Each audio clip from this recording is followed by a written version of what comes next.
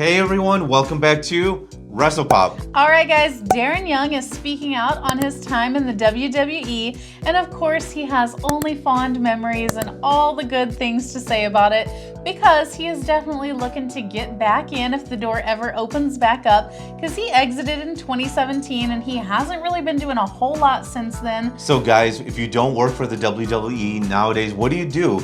Just like the guys back in the day, you talk about your time in the WWE, and Darren Young, he has some interesting stories, but mainly it turns out he was a supplier, let's just say. Yeah, so basically he had the nickname of the Medicine Man because he was the guy that you could always go to get your fill of any recreational things. Yeah, he had the hookup regarding green stuff, whether you wanted to smoke it or eat it. He was the guy the wrestlers knew, and he had an interesting story about Jon Moxley, because, you know, Jon Moxley comes off as kind of quirky, kind of antisocial, kind of weird and stuff like that. And you're like, oh, that's just his character, man. He's not like that in real life.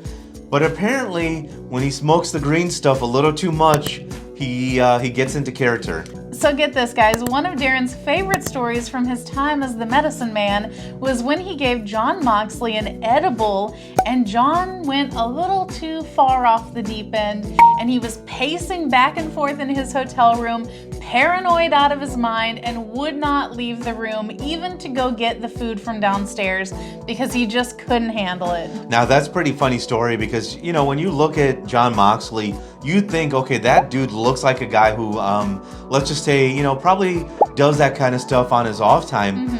But maybe like the brownie was a little too strong or something like that, because you hear about some of these edibles being very powerful.